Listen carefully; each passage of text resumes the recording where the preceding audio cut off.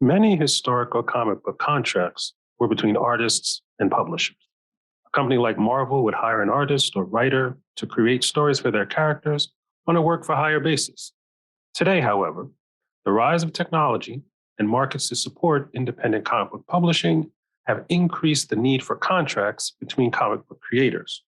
Unfortunately, I've met too many creative teams that decided to make a comic together without any contract.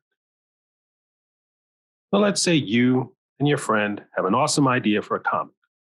You think the idea really has potential and you're excited to get started. You've been friends for years, and you don't want to spoil the creative process with a tedious legal agreement. It's not that big of a deal, right?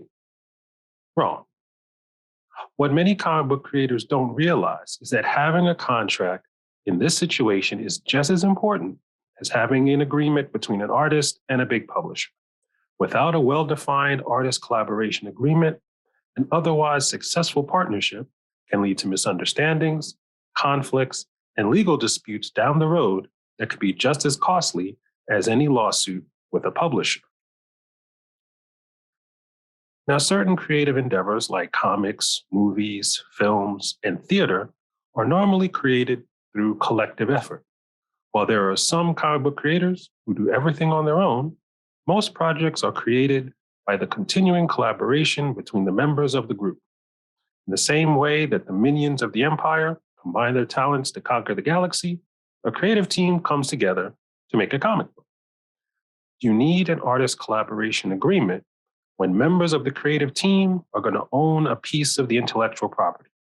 Each member of the team should know what they're getting into and getting out of any deal that involves a property they work on.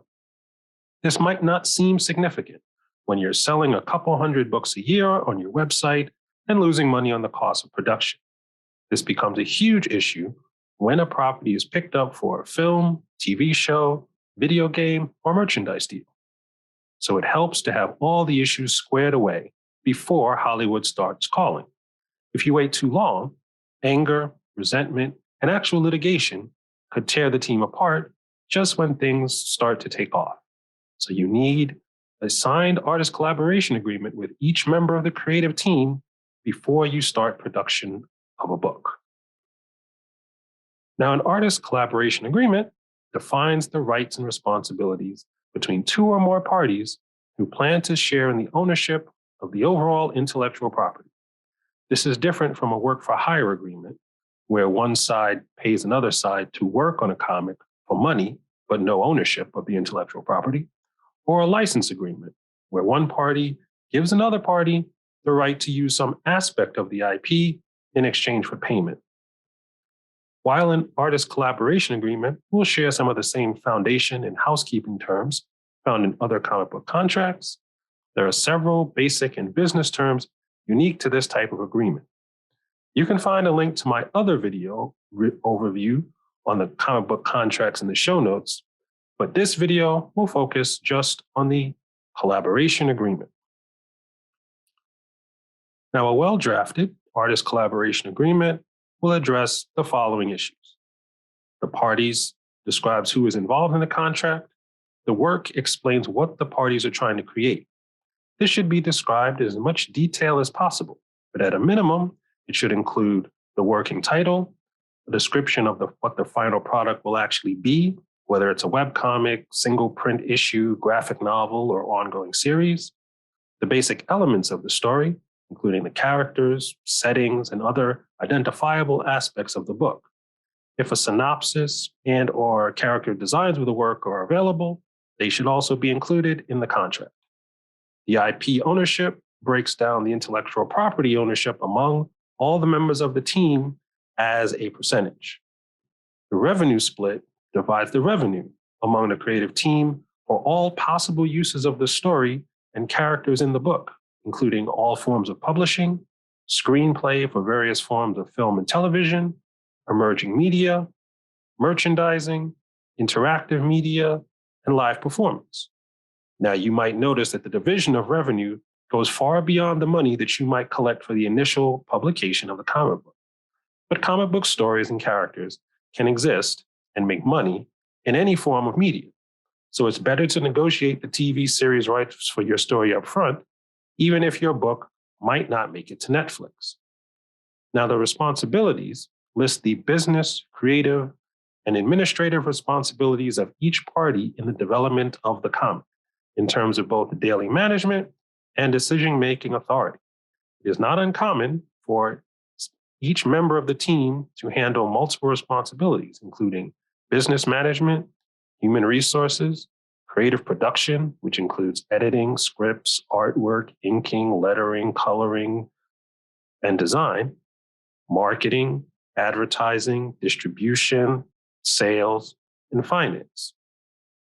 Advanced recoupment refers to any payments made to anyone in the group before revenue is generated, and then deducted from that person's compensation when the revenue is generated.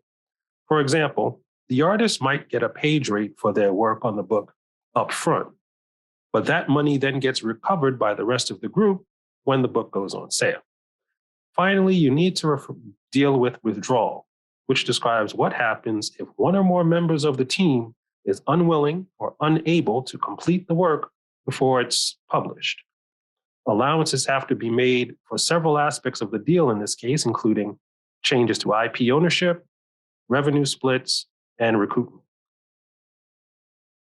Now, when the artist collaboration contract can be overly complex, the best contracts are understandable and don't include a large amount of legal gymnastics. At the same time, the elements of a collaboration agreement should not conflict with the terms of your agreements with outside publishers or licensees. Your attorney can review both the contracts involved with your IP to ensure that there is harmony between them. Now, drafting, negotiating, and signing contracts for your creative project might take some time and cost some money, but if you sign the right contracts up front, you'll save money in the long term and put both you and your book in a better position to succeed. Now, every collaboration scenario is different, so this overview isn't legal advice. If you have specific legal questions about a deal you're working on and you'd like to schedule a free consultation, you can find the link to my websites in the show notes and on the screen. If you'd like to find out more about the business and legal side of comics in general, you can join the Comics Publishing Institute with the other link in the notes and on the screen. So until next time, have fun with your comics.